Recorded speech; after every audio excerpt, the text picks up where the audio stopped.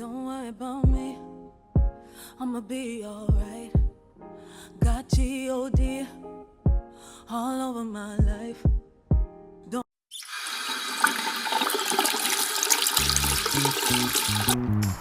Hey y'all, it's Kasa from Fearlessly, Wonderfully Made Different. I'm walking with God one step at a time, y'all, one step at a time. Today I want to talk about be angry and move on. Many of us tend to be angry and we stay in the anger. And we don't understand that the anger is causing us to be fruitless. We're not doing anything. We're so enamored with the anger that it consumes us. I was having a conversation the other night with one of my relatives, and I came to the conclusion that I've forgiven many, but I'm still angry about their continuous lack of accountability and responsibility. I've said some time ago in some videos prior that I am not a complex person. I'm really kind of easy to figure out if you take the time to want to know.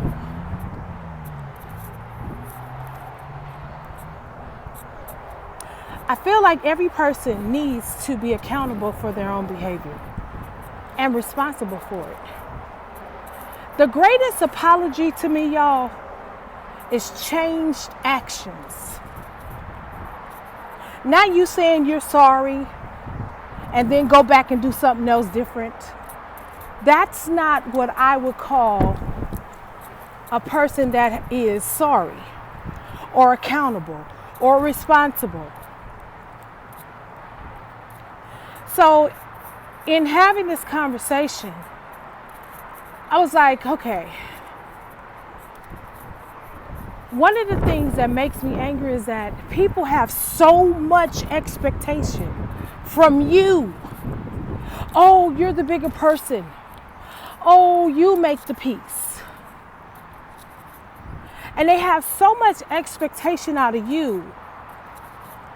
Well, you know, you're more mature and you're more godly and you should.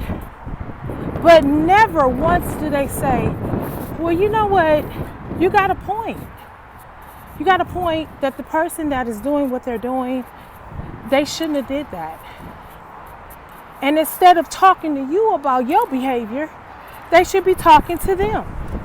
I realize people, guys, they would rather pacify a situation. They don't want to be combative. They don't want to confront it. Oh, well, you know, that's just how they are. That makes me angry. Because you are now telling me that they have the right not to be accountable and responsible for their behavior. People that make excuses for them, they make me angry. But in all of that, I gotta address the anger, y'all. I can't keep allowing the anger to make me sick, make me miserable, make me fruitless. Y'all, that's all it's doing. What I'm realizing, y'all, anger is not helping my cause. Listen, people are going to be who they're going to be. People are messy. People are flawed. People are full of themselves. People are prideful. People are downright mean. But at the end of the day, I need to remember that. Now, we have a right to get angry. I'm not telling nobody that they don't have a right to be angry, because you do. The Bible says be angry and sin not. What happens is when we get angry, we get vindictive, y'all. We want to destroy people. We want to rectify it. We want to fight them. We want to take them down a peg or two. That means your anger is out of control. Now, for those of you that don't deal with anger issues, nobody makes you mad, your family members and your friendships, relationships are perfect, I want to admonish you to skip this video because this is not for you. It's for those of us that are dealing with scenarios on a daily basis that have the ability to trigger us to become angry.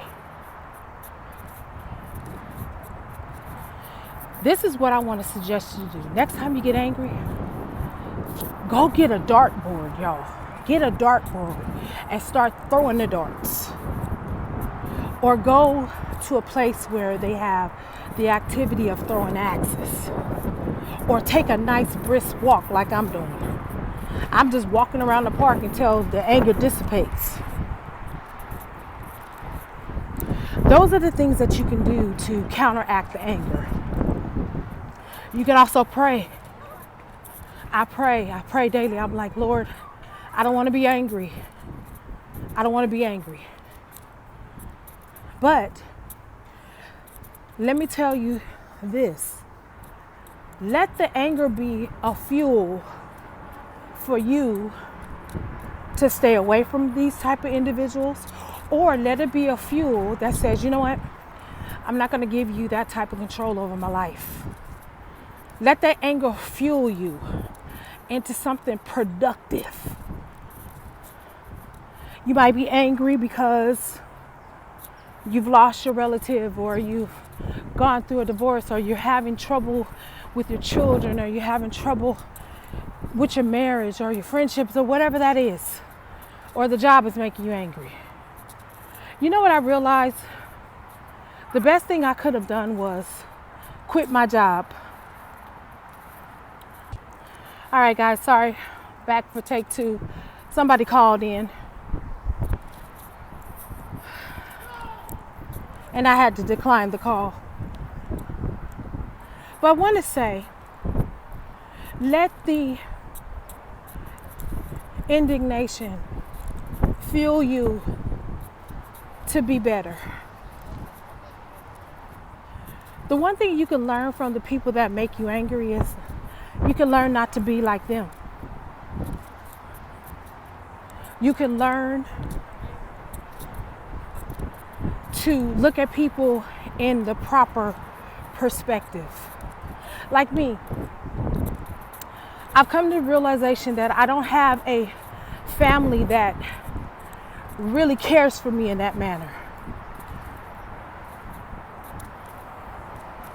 I don't have a family that if I needed something, they would come running.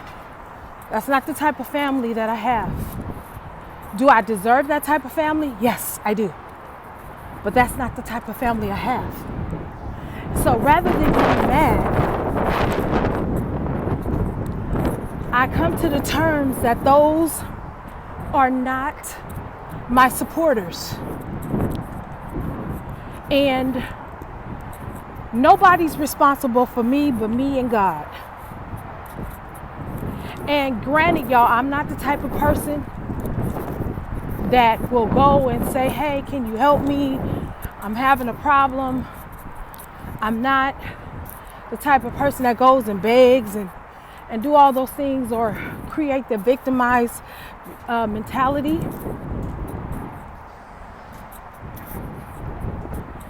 But one thing about my family is they know.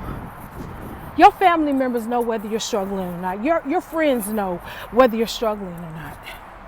But sometimes because they're selfish, they overlook the pain that they see in you. But guys, you can't keep allowing that to make you angry. You have to accept that these people are flawed. They're deeply unstable in some ways. And you don't want that type of help.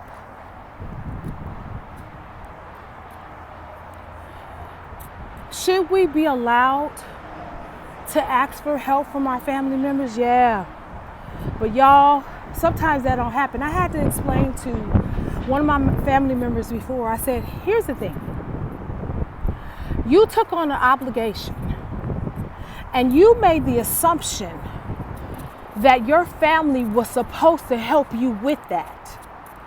That was your assumption. You never asked. So you don't have the right to be angry with them when you never consulted them in the first place. And their response was, well, I still think they should. It doesn't matter what you think somebody should be doing. The issue is you're not old.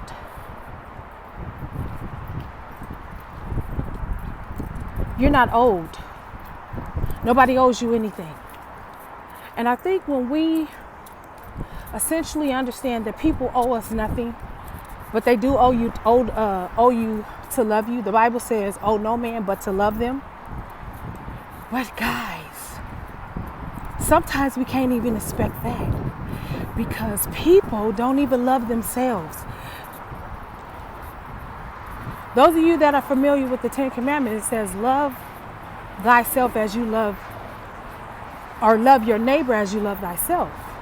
But what I realize, guys, if the person don't love themselves and treat themselves right, how are they going to do that for you?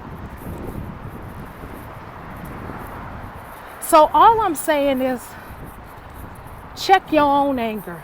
Check your own expectations from people. And remember that they are not you. You may be the person that shows up. You might be the person that prays them through. You might be the person that even gives money. Don't expect that from them. Let's get this anger that we feel inside in check.